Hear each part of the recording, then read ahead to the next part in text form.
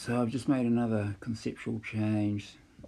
So the radius of that circle is actually capital T from the relativistic slide rule, and that can be thought of as the aperture of a single slit, well, an aperture, whereas the slits are infinitely small, which is why you only have two phases joined head to tail,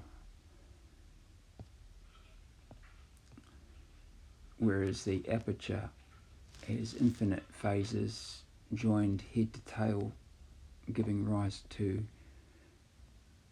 a arc, which then gives rise to that magnitude, the red bar.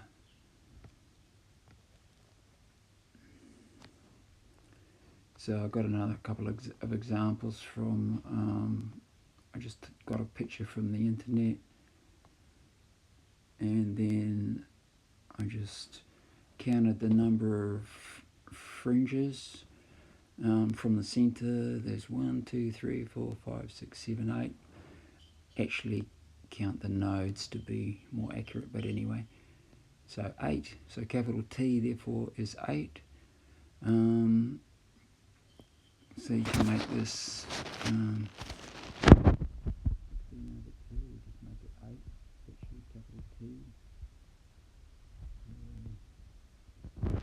that gives you your B value, and now the relativistic slide rule just fits that picture which I got from the internet.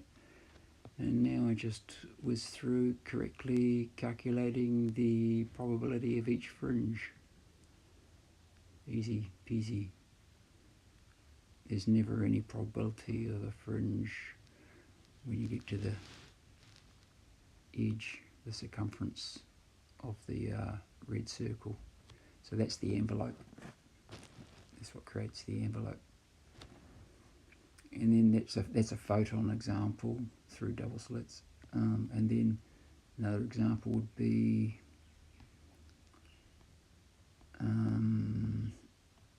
electrons.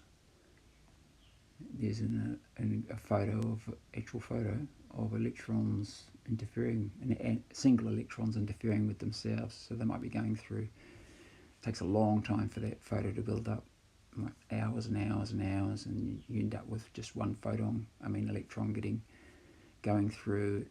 God knows when. They don't know when it goes through, but anyway, when it's going to go through. But anyway, they know what the width of their slits are, and they know what the distance apart they are. So all I have to do is put in the distance between the slits is 272 nanometers, and the width of each slit is 62 nanometers. And hey presto, the relativistic slide rule snaps into position, and now again I can just simply calculate the probability of the electron turning up. And my theory is that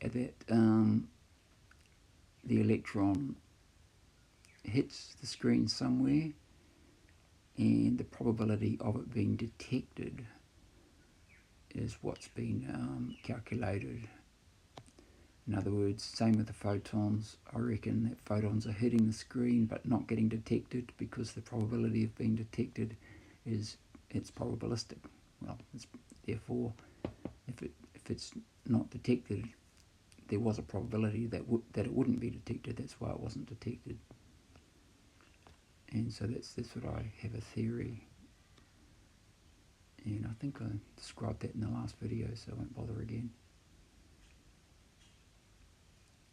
So that's example. And then if there was a detection at the slit or the aperture, then you wouldn't get the double slit pattern. You just get the single slit pattern.